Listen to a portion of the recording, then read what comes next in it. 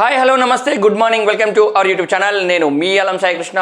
ఈ వీడియోలో RRB group డికి సంబంధించిన ప్రీవియస్ ఎగ్జామినేషన్ పేపర్ గురించి ఎక్స్ప్లెనేషన్ ఇక్కడ చూద్దాం. వీడియోలోకి వెళ్ళే కంటే ముందు మొదటిసారిగా మన ఛానల్ని చూస్తున్న వాళ్ళు లేదా మన ఛానల్ ఇప్పటివరకు సబ్స్క్రైబ్ చేయని వాళ్ళు ఉంటే సబ్స్క్రైబ్ చేయండి. ఆల్రెడీ 30/8/2022 సెషన్కి సంబంధించిన కొన్ని క్వశ్చన్స్ని లాస్ట్ వీడియోలో చేయడం జరిగింది. సో ఆ వీడియోకి సంబంధించిన లింక్ను కూడా ఈ వీడియో డిస్క్రిప్షన్లో నేను ఇస్తాను. అట్లాగే ఈ ఆర్ఆర్బికి ప్రిపేర్ అయ్యే వాళ్ళకు కావాల్సిన క్లాసులు ఫిజిక్స్ కావచ్చు, కెమిస్ట్రీ కావచ్చు, తెలుగు మీడియం కావచ్చు, ఇంగ్లీష్ మీడియం కావచ్చు, ఈ క్లాసులన్నీ కూడా మన యాప్లో యూటర్న్ ది లెర్నింగ్ యాప్లో ఉన్నాయండి. ప్లే స్టోర్ నుంచి డౌన్లోడ్ చేసుకోవచ్చు, లేకపోతే వీడియో డిస్క్రిప్షన్లో నేను లింక్ ఇస్తాను. ఆ లింక్ ద్వారా కూడా మీరు డౌన్లోడ్ చేసుకోవడానికి అవకాశం అయితే ఉంటుందండి. అట్లాగే మేము ఆల్రెడీ చాలా రోజుల నుంచి ప్రిపేర్ అవుతూనే ఉన్నాం సార్, క్లాసెస్ తోటి మాకు పని లేదు. మేము ఎగ్జామ్స్ రాసుకోవాలనుకున్న వాళ్ళకు కూడా టెస్ట్ సిరీస్ కూడా అందుబాటులో ఉందండి. సో యూటర్న్ ది లెర్నింగ్ యాప్ని ప్లే స్టోర్ నుంచి డౌన్లోడ్ చేయండి, లేదా వీడియో డిస్క్రిప్షన్లో లింక్ ఉంటుంది, దాంతో చేసుకోండి. ఇంకేదైనా కానీ డౌట్ ఉన్నా కామెంట్ బాక్స్లో మెన్షన్ చేసే ప్రయత్నం చేయండి. తప్పకుండా నేను మీకు సపోర్ట్ చేస్తూనే ఉంటానండి. మరి ఈ సెషన్లో ఉన్న క్వశ్చన్ని చూస్తే ఒక పుటాకార దర్పణంకు నాభ్యంతరము రెండింతల దూరంలో ఒక వస్తువు నుంచిన దాని ప్రతిబింబం ఏర్పడు దూరం. పుటాకార దర్పణం అంటే ప్రజెంట్ 10th క్లాస్లో చాప్టర్ ఉందండి. Reflection of light at curved surfaces అని ఒక చాప్టర్ ఉంది. ఆ చాప్టర్కి సంబంధించిందండి. రైట్, ఫస్ట్ మనం ఏం చేద్దామంటే ఈ క్వశ్చన్ కంటే ముందు మనం ఇక్కడ పుటాకార దర్పణం తీసుకుందాం. ఇది పుటాకార దర్పణం. ఈ పుటాకార దర్పణానికి ఎట్లా చూడండి, ఇటువైపు కోటింగ్ ఉంది, ఇటువైపు ఏంది రిఫ్లెక్టెడ్ ఏరియా అనేది ఉంది. కోటింగ్ అనేది అవుట్ సైడ్ ఉంటుంది, ఇన్సైడ్ అనేది రిఫ్లెక్టెడ్ ఏరియా ఉంటుంది. మీ సైడ్ ఇట్లా బెండ్ చేశాను, మీ సైడ్ ఏమో రిఫ్లెక్టెడ్ ఏరియా ఉంటుంది, వెనకాల కోటింగ్ ఉంటుంది. ఈ కోటింగ్ ఏంది, సిల్వర్ బ్రోమైడ్ కోటింగ్ లేకపోతే అల్యూమినియం కోటింగ్. ఓల్డెన్ డేస్లో సిల్వర్ బ్రోమైడ్ వాడేది, దీని కాస్ట్ చాలా ఎక్కువ ఉందన్న ఉద్దేశంతో ప్రజెంట్ అల్యూమినియం వాడుతున్నాం. ఇది చాలా చీప్గా ఉంటుంది. రైట్, ఇది దర్పణం అండి. ఇది దర్పణం యొక్క మధ్య బిందువుని మనం ఏమంటున్నాం, పోల్ అంటున్నాం. ఇది ప్రధాన అక్షం, ప్రిన్సిపల్ యాక్సిస్ అంటున్నాం. రైట్, ఇక్కడ క్వశ్చన్ చూద్దాం. పుటాకార దర్పణంకు నాభ్యంతరంను రెండింతల దూరంలో వస్తువు నుంచిన దాని ప్రతిబింబం ఏర్పడు దూరం. అయితే మనకి ఇక్కడ ఇది ఎఫ్ అండి. ఎఫ్ అంటే నాభి. ఇది సి అండి. ఇది వక్రతా కేంద్రం. వక్రతా కేంద్రం, సెంటర్ ఆఫ్ కర్వేచర్ అంటున్నాం. పీకి ఎఫ్కి మధ్య గల దూరాన్ని స్మాల్ ఎఫ్తో సూచిస్తాం. దీన్ని మనం నాభ్యంతరం అంటున్నాం. అదేవిధంగా ఈ పీకి ఈ సికి మధ్య గల దూరాన్ని మనం ఏమంటున్నాం, ఆర్తో సూచిస్తున్నాం. వక్రతా వ్యాసార్థం అంటున్నాం. ఏమంటున్నాం, వక్రతా వ్యాసార్థం అని అంటున్నాం. రైట్, ఇక్కడ మనకు ఒక ఫార్ములా ఉందండి. R that is equal to 2f, R that is equal to 2f, లేదా F that is equal to r/2. అంటే వక్రతా వ్యాసార్థం కావాలంటే నాభ్యంతరాన్ని 2 రెట్లు చేయాలి. రెండింతలో నాభ్యంతరాన్ని తీసుకుంటే మనకు వక్రతా వ్యాసార్థం అవుతుంది. లేదు నీకు కేవలం నాభ్యంతరమే కావాలంటే వక్రతా వ్యాసార్థాన్ని ఏం చేయాలి, సగం చేయాలి. ఈ ఫార్ములా గుర్తుపెట్టుకోండి. R that is equal to 2f, ఇక్కడ 2 మల్టిప్లై చేస్తుంది కావాలి, ఇటు వస్తే ఏమవుతుంది, డివైడ్ చేస్తుంది. F that is equal to r/2. So ఇది బేస్ పాయింట్. ఈ క్వశ్చన్ కూడా బేస్ పాయింట్. పుటాకార దర్పణంకు నాభ్యంతరం రెండింతల దూరంలో, నాభ్యంతరానికి రెండింతల దూరంలో వస్తువు నుంచిన, అంటే ఇక్కడ నుంచి ఇక్కడికి ఎఫ్ అండి, ఇక్కడ నుంచి ఇక్కడికి ఎఫ్. దీనికి ఇంకొక రేట్ తీసుకున్నాం అనుకో, మొత్తం 2 రేట్లు తీసుకున్నాం అనుకో, మనకేమొస్తుంది, సి వస్తుంది. అంటే 2f that is equal to R. R అంటే ఏంది, సి. ఇక్కడ వస్తువుని పెడితే ప్రతిబింబం ఎక్కడ ఏర్పడుతుంది అని అంటుండు. మనకు గుర్తుపెట్టుకోవాలి, పుటాకార దర్పణం ముందు వస్తువును సి వద్ద పెడితే ప్రతిబింబం కూడా సి వద్దనే ఏర్పడుతుంది. వస్తువు ఎక్కడ ఉంటే ప్రతిబింబం అక్కడనే ఏర్పడుతుంది. సమాన పరిమాణంలో ఉంటుంది, సి వద్ద ఏర్పడును. సమాన పరిమాణంలో ఉంటుంది. తలక్రిందులు ప్రతిబింబము. దీన్ని తెర మీద పట్టగలుగుతాం కావున దీన్ని నిజ ప్రతిబింబం అని కూడా అంటాం. Image form at C, same sized inverted image and real image. ఏవైతే తెర మీద పట్టగలిగే ప్రతిబింబాలు ఉంటాయో వాటిని నిజ ప్రతిబింబాలు అంటారు. తెర మీద పట్టలేని ప్రతిబింబాలు అద్దంలో ఏర్పడే ప్రతిబింబాలను మిథ్యా ప్రతిబింబాలు అంటాం, విర్చువల్ ఇమేజెస్ అని అంటాం. ఈ విషయాలు కూడా గుర్తుపెట్టుకోవాలి. మరి సి అనేది ఆప్షన్లో ఉందా? ఆప్షన్లో అట్లా లేదండి. 4F అన్నాడు, 1.5F అన్నాడు, 2F అన్నాడు, F అన్నాడు. మనకు తెలుసు C అంటే R దూరము, R అంటే 2F దూరమే చెప్పొచ్చు. ఎస్, వస్తువును అక్కడనే పెట్టినాం, ప్రతిబింబం కూడా అక్కడనే ఉంది. వస్తువు నాభ్యంతరానికి రెండింతల దూరంలో ఉంది, ప్రతిబింబం కూడా నాభ్యంతరానికి రెండింతల దూరంలోనే ఏర్పడ్డది. ఇట్స్ మీన్ C వద్దనే ఏర్పడ్డది. సో ఆన్సర్ ఏమవుతుంది ఇక్కడ? 2F అనేది మనకు ఆన్సర్ అవుతుంది. చూడండి, రేపు ప్రొద్దున ఎగ్జామినేషన్లో C అనేది కూడా ఇవ్వచ్చు. C అంటే వక్రతా కేంద్రం వద్ద కూడా ఏర్పడవచ్చు. కానీ అట్లా ఇవ్వకుండా ఇండైరెక్ట్గా నాభ్యంతరాన్ని రెండింతలు చేసి చూపించిండు. క్వశ్చన్ని ఏ ఫార్మేట్లో ఇచ్చిండో ఆన్సర్ని కూడా అదే ఫార్మేట్లోనే ఇచ్చిండు. సో 2F దూరంలో వస్తువు ఉంటే ప్రతిబింబం కూడా 2F దూరంలోనే ఏర్పడుతుంది. That's clear. So answer is third one అండి. చూడండి, దీంట్లో చాలా ఇన్ఫర్మేషన్ అనేది గ్యాదర్ అయింది. ఇదంతా బేసిక్ ఫండమెంటల్ అని గుర్తుపెట్టుకోండి. ఇట్లాంటి ఫండమెంటల్ మీకు ఏమైనా లేకపోతే కంపల్సరీ మన క్లాసెస్ వినే ప్రయత్నం చేయండి. ప్రతి పాయింట్ కూడా మీకు నేను ఇక్కడ ఎట్లా చెప్తున్నానో యాప్లో కూడా అట్లనే చెప్పి రికార్డ్ చేసి పెట్టిన, వాటిని యూటిలైజ్ చేసుకోండి. నెక్స్ట్ క్వశ్చన్, ఒక వస్తువు కటక సామర్థ్యం 10D -10D ఉన్న కటకం యొక్క ప్రధాన అక్షంపై 15 సెంటీమీటర్ల దూరంలో ఒక వస్తువు నుంచినట్లయితే దాని ప్రతిబింబం ఎలా ఉంటుంది అని ఇచ్చిండు. ఎస్, ఇది కూడా 10th క్లాస్లో చాప్టర్ ఉంది. ప్రజెంట్ SCRTలో ఏమంటే refraction of light at curved surfaces అనే చాప్టర్ ఉందండి. ఎస్, వక్రతలాల వద్ద కాంతి వక్రీభవనం అనే చాప్టర్ నుంచి అడగబడిన క్వశ్చన్. దానిలో కటకాలపైనే మొత్తం చాప్టర్ అనేది ఉంటుందండి. రైట్, ఇక్కడ చూద్దాం. కటక సామర్థ్యం అన్నాడు. కటక సామర్థ్యం అంటే కటక సామర్థ్యాన్ని Pతో సూచించాలి. కాంతి కిరణాలను కేంద్రీకరించే లేదా వికేంద్రీకరించే సామర్థ్యాన్నే కటక సామర్థ్యం అంటాం. కాంతి కిరణాలను కేంద్రీకరించే కన్వర్జింగ్ కెపాసిటీ, కాంతి కిరణాలను వికేంద్రీకరించే స్థాయిని లేదా సిచ్యువేషన్ని మనం ఏమంటున్నాం? కటక సామర్థ్యం అంటున్నాం. ఈ కటక సామర్థ్యాన్ని P అనే అక్షరంతో సూచిస్తాం. పవర్ ఆఫ్ లెన్స్ అంటాం. Converging capacity or diverging capacity of the lens is known as a power of lens. కాంతి కిరణాలను కేంద్రీకరించే లేదా వికేంద్రీకరించే సామర్థ్యాన్ని లేదా స్థాయిని మనం ఏమంటున్నాం? కటక సామర్థ్యం అంటున్నాం. P that is equal to 1/F. ఇది మీటర్లలో. లేదు అంటే P that is equal to 100/F. ఇది సెంటీమీటర్లలో. బేస్డ్ ఆన్ ద క్వశ్చన్ అండి. క్వశ్చన్ మీటర్లలో ఇస్తే ఈ ఫార్ములా యూజ్ చేయండి, క్వశ్చన్ సెంటీమీటర్లలో ఇస్తే ఈ ఫార్ములాని యూజ్ చేయండి. ఈ రెండు ఫార్ములాను మనకు కంపల్సరీ గుర్తుండాలి. ఏమంటుండు? కటక సామర్థ్యం -10D అంటే నేను ఇక్కడ -10 రాసుకుంటున్నా. D అనేది డయాప్టర్స్ అండి. కటక సామర్థ్యానికి ప్రమాణాలు డయాప్టర్లను Dతో సూచిస్తున్నాం. 10D, D అంటే డయాప్టర్లను గుర్తుపెట్టుకోవాలి. రైట్, కటక సామర్థ్యం -10D. ఓకే, ఉన్న కటకం యొక్క ప్రధాన అక్షం పైన 15 సెంటీమీటర్ల దూరంలో, కటక యొక్క ప్రధాన అక్షం పైన ఎన్ని సెంటీమీటర్ల దూరంలో? U అనేది 15 సెంటీమీటర్ల దూరంలో పెట్టడం అనేది జరిగింది. ఎస్, అయినా దాని ప్రతిబింబం ఎలా ఉంటుంది? మనకు వస్తువు దూరం ఇచ్చిండు, వస్తువు దూరం మాత్రమే ఇచ్చిండు, కానీ దీని నాభ్యంతరం అనేది మనకు తెలవడానికి స్కోప్ లేదు. సో ఫస్ట్ దీన్ని యూజ్ చేసుకొని మన నాభ్యంతరాన్ని ఫైండ్ అవుట్ చేద్దాం. నాభ్యంతరాన్ని ఫైండ్ అవుట్ చేసిన తర్వాత వస్తువును పెట్టి ఎక్కడ ప్రతిబింబం ఏర్పడుతుంది, ఎట్లా ఏర్పడుతుంది అనే దాన్ని ప్రయత్నం చేద్దాం. సో మనకి ఈ ఫార్ములా ప్రకారం వీళ్ళు ఏమన్నాడు? సెంటీమీటర్లలో ఇచ్చిండు క్వశ్చన్ కావున సెంటీమీటర్దే తీసుకుందాం. 100/F అండి. 100/F. ఎస్, F అనేది ఇటు వస్తుంది. ఎస్, అదేవిధంగా 100/10 అనేది ఇటు వస్తుందండి. ఎస్, ఈ D మనకు అవసరం లేదు. 10 1s 10 10s. It's mean F that is equal to -10 centimetres. అంటే మనకేమర్థమైంది? ఈ కటకం యొక్క నాభ్యంతరం అనేది 10 సెంటీమీటర్స్ అయింది. ఈ కటకం యొక్క నాభ్యంతరం ఏంది? 10 సెంటీమీటర్స్ అయింది. ఎస్, ఇక్కడ ఒక విషయాన్ని మనం గుర్తుపెట్టుకోవాలా. నాభ్యంతరం మైనస్లో వచ్చింది అంటే, నాభ్యంతరం మైనస్లో వచ్చింది అంటే ఇది కాన్కేవ్ లెన్స్, పుటాకార కటకం అని గుర్తుపెట్టుకోవాలి. ఎస్, మైనస్ వస్తే పుటాకార కటకం, ప్లస్ వస్తే కుంభాకార కటకం. ఇది బేస్ పాయింట్. ఎస్, ఇక్కడ మైనస్ వచ్చింది కావున ఇది పుటాకార కటకం. ఇప్పుడు చూద్దాం. ఎస్, ఇది పుటాకార కటకం, ద్విపుటాకార కటకాన్ని నేను ఇక్కడ తీసుకున్నా. రైట్, ఈ ద్విపుటాకార కటకాన్ని తీసుకుంటే ఇది ఆప్టిక్ సెంటర్, దృక్కేంద్రం అంటున్నాం.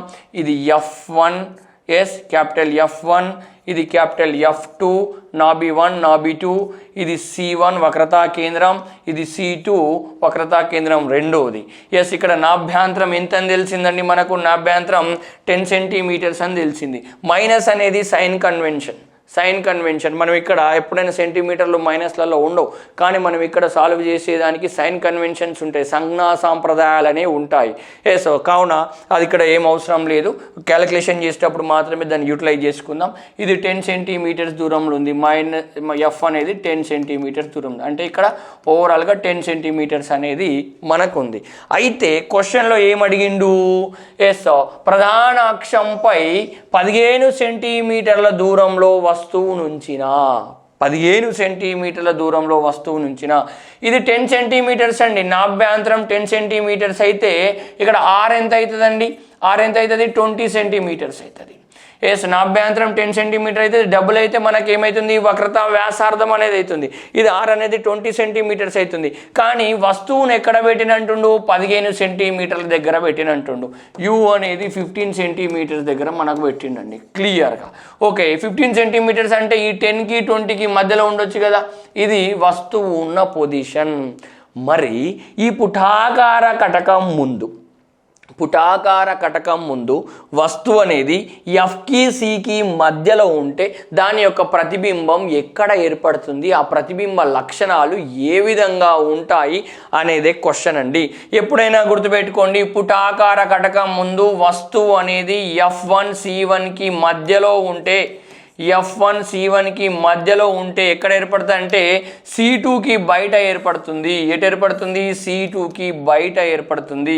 ఎస్ వస్తువు అనేది F1కి C1కి మధ్యలో ఉంటే ప్రతిబింబం అనేది ఎక్కడ ఏర్పడుతుంది, C2కి అవతల ఏర్పడుతుంది.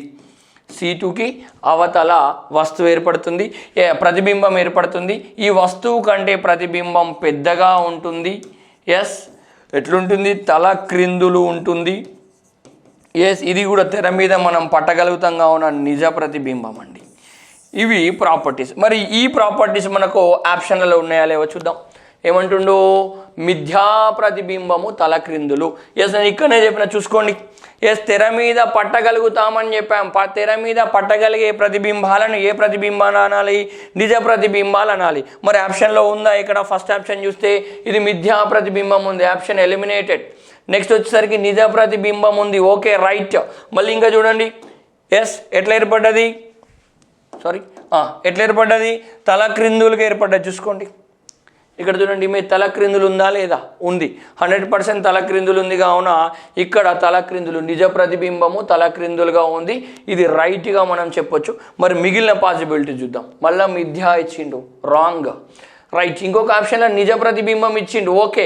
కానీ ఎట్లాంటిది అంటుండు, నిఠారు ప్రతిబింబం అంటుండు. ఇక్కడ నిఠారు ఏర్పడడానికి ఛాన్స్ లేనే లేదు, తల క్రిందులుగానే ఏర్పడుతుంది. నిజ ప్రతిబింబము రైట్, తల క్రిందులు ప్రతిబింబము రైట్. ఇంకా నేను పెద్ద సైజు గురించి ఆప్షన్లో ఇవ్వలేదు, రేపు ప్రొద్దున వేరే ఎగ్జామినేషన్లో ఇవ్వచ్చు. లేదు ఇంకా నేనేం చెప్పాను, పొజిషన్ కూడా చెప్పాను, C2కి బయట ఏర్పడుతుంది అని చెప్పాను. ఎస్ ఆ పొజిషన్ పైన కూడా మనకు అడగలేదు, భవిష్యత్ ఎగ్జామ్లో మనం గుర్తుపెట్టుకోవచ్చు. So the answer is second one. Answer అనేది ఏంటండి, సెకండ్ వన్ అనేది మనకి ఇక్కడ ఆన్సర్ అండి. దెన్ నెక్స్ట్ క్వశ్చన్ చూడండి, ఎంత సింపుల్గానే ఉన్నాయి. క్వశ్చన్ని అర్థం చేసుకొని కాన్సెప్ట్ని ఇంప్లిమెంట్ చేయాలి. ఇక్కడ 2 కాన్సెప్ట్లు ఇంప్లిమెంటేషన్ జరిగింది. ఎస్ పవర్ ఆఫ్ లెన్స్ని యూజ్ చేసుకొని నువ్వు F కనుక్కున్నావు, F కనుక్కుంటే ఆబ్జెక్ట్ పొజిషన్ బట్టి ఆన్సర్ని ఇక్కడ సాల్వ్ చేయడం అనేది జరిగింది. Then go for the next question. Yes next question కూడా మళ్ళీ కుంభాకార కటకం గురించి అడిగిండు, సేమ్ చాప్టర్ నుంచి అడిగిండు.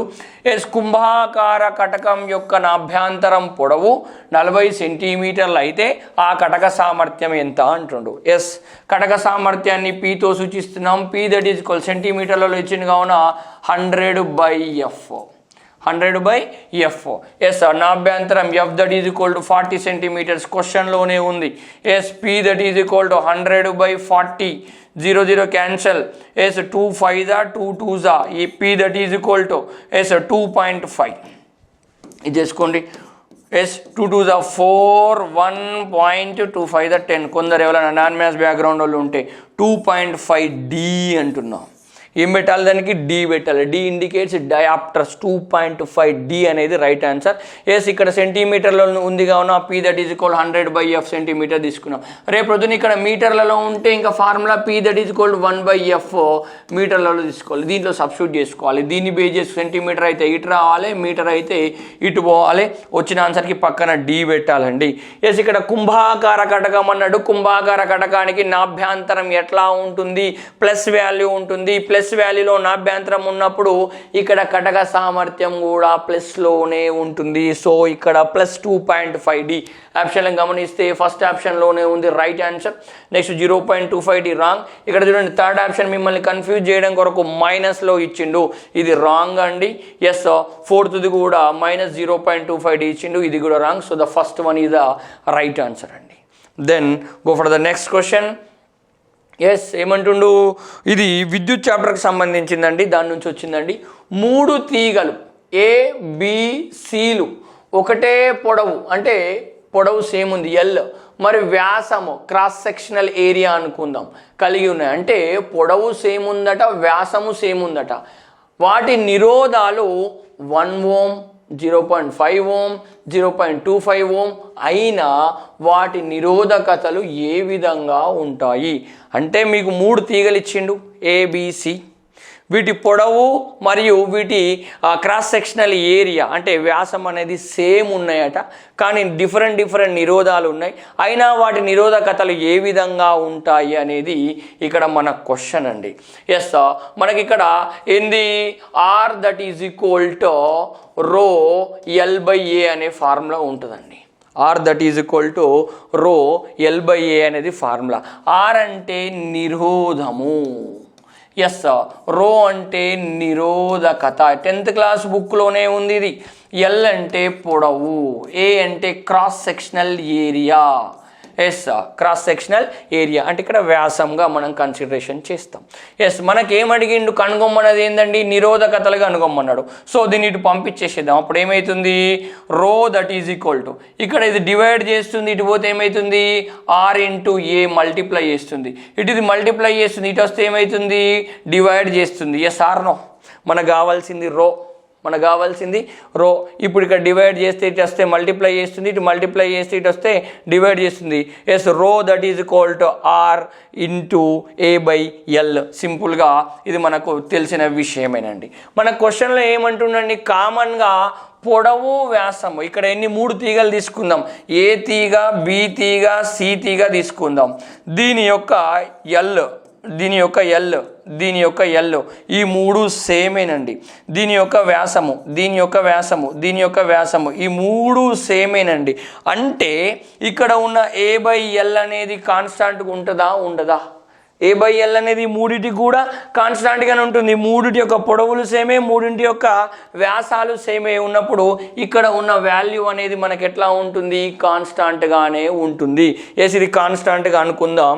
మనకి ఇక్కడ 3 తీగలకు సంబంధించింది rho A is equal to S 1 ohm S ఇది A/L rho B that is equal to what is that 0.5 ohm into A/L. Yes third one rho C that is equal to S 0.25 ohm S into A/L. Is it clear to you all? Yes.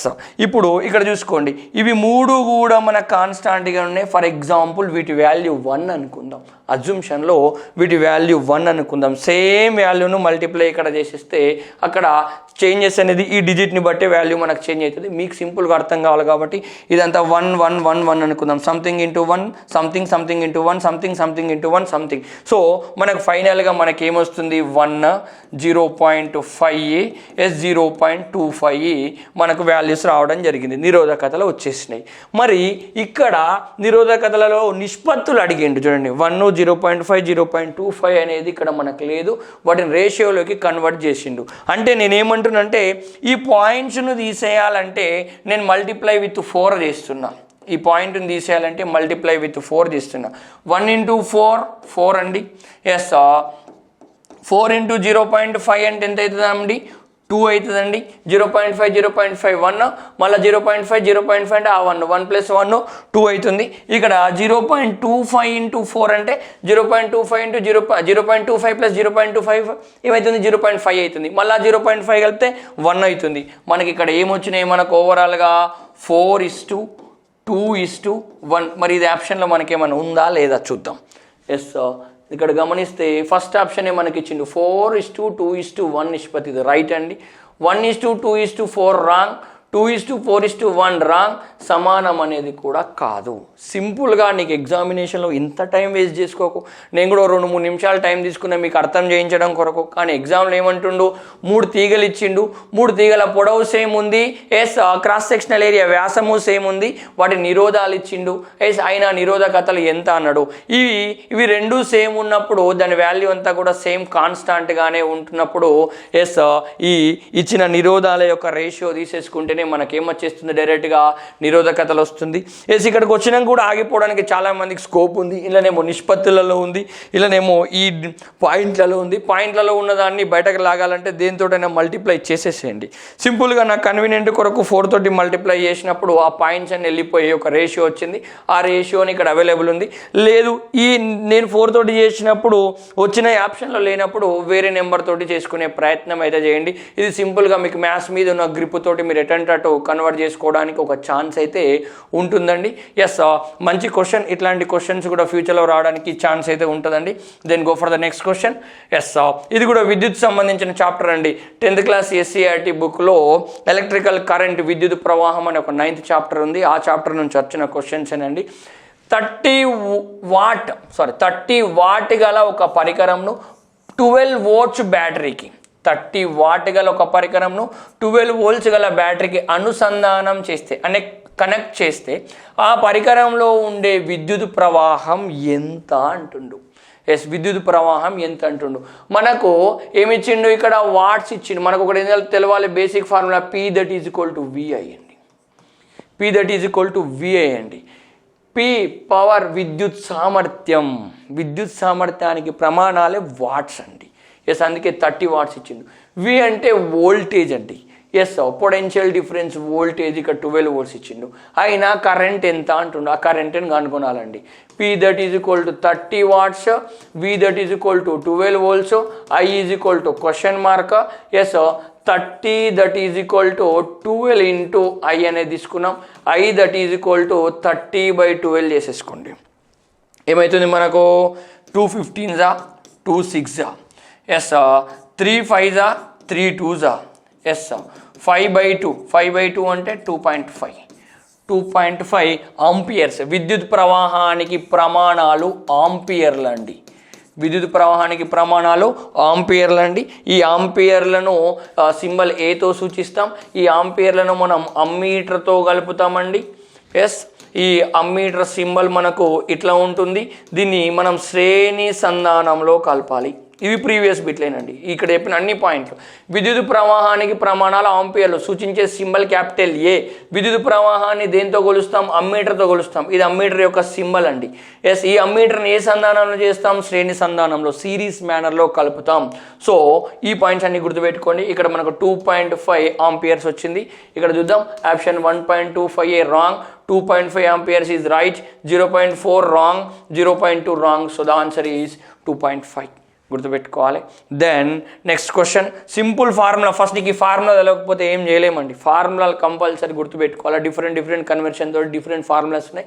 మన classes ఒక్కసారి వినే ప్రయత్నం చేయండి. అన్నీ చెప్పాను, ప్రతి problem cover చేసిన, ప్రతి ఫార్ములా కవర్ చేసిన గుర్తుపెట్టుకోండి. ఏదైనా ఇబ్బంది ఉంటే నాకు అందులో మెసేజ్ పెట్టండి, నేను చూసుకుంటా, మీరు ఏం టెన్షన్ పడకండి.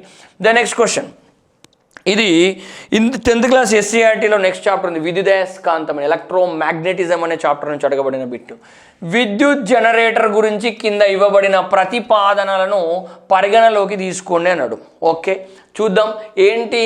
ఎస్, విద్యుత్ జనరేటర్లో ప్రతి సగ భ్రమణం తర్వాత, రొటేషన్ తర్వాత కాయిల్ యొక్క భుజాల్లోని విద్యుత్ ప్రవాహం దాని యొక్క దిశను మార్చుకుంటుంది. ఎస్, ప్రతి సెకండ్ తన దిశను మార్చుకుంటుంది. ఆల్టర్నేట్ కరెంట్ ప్రతి సెకండ్ తన దిశను మార్చుకుంటుంది. హాఫ్ రొటేషన్ తర్వాత ఈ స్లిప్ రింగ్స్ అనేటివి ఉంటాయి. దాంట్లో స్లిప్ రింగ్స్ C1 C2లు అనేవి B1 B2లకు జాయింట్ అయి ఉంటాయి. C1 C2లు అనేవి స్లిప్ రింగ్స్ అండి, B1 B2లు బ్రష్లు అండి. ఎవ్రీ హాఫ్ రొటేషన్ తర్వాత ఈ C1 C2లు ఏమైతే అంటే ఇట్లా చేంజ్ అయిపోతాయి. మళ్ళీ హాఫ్ రొటేషన్ తర్వాత ఇట్లా అయిపోతాయి, మళ్ళీ హాఫ్ రొటేషన్ తర్వాత ఇట్లా అయిపోతాయి. ఇలా చేంజ్ కావడం వల్ల ఏమవుతుంది, కరెంటు డైరెక్షన్ అనేది ప్రతి సెకండ్ మారడానికి అవకాశం అనేది ఉంటుందండి. అది ఆల్టర్నేట్ కరెంటు. సో ఈ ఏ అయితే రైట్ అండి. నెక్స్ట్, ప్రేరిత విద్యుత్ ప్రవాహ దిశను ఫ్లేమింగ్ కుడి చేతి నియమంను ఉపయోగించి కనుగొనవచ్చు. ఎస్, ప్రేరిత విద్యుత్ ప్రవాహ దిశను ఫ్లేమింగ్ కుడి చేతి నిబంధన ఉపయోగించి కూడా కనుక్కోవచ్చు. మనకు దాంట్లో రైట్ హ్యాండ్ థంబ్ రూల్ అనేది మనకి ఇట్లా ఉంటుంది. ఈ ఫోర్ ఫింగర్ ఏం చూపిస్తుంది, ఈ మిడిల్ ఫింగర్ ఏం చూపిస్తుంది, ఈ థంబు ఏం చూపిస్తుంది అనేది ఉంటుంది. అక్కడ డిఫరెంట్ కేసెస్కి డిఫరెంట్గా ఉంటాయండి. ఎస్, ఇది రైట్ హ్యాండ్ థంబ్ రూల్ మీరు ఇట్లా పెట్టుకొని ప్రయత్నం అయితే చేయండి. ఎస్, ఇది ఫర్ ఎగ్జాంపుల్ ఇది విద్యుత్ ప్రవాహం అనుకుంటే, ఇది అయస్కాంత క్షేత్రం అనుకుంటే, ఇది బలాన్ని చూపించడం అనేది. అంటే ఈ మూడు కూడా అక్కడ ఇచ్చిన సిచ్యువేషన్ బట్టి, అక్కడ ఇచ్చిన కేసును బట్టి మారుతూ ఉంటాయండి.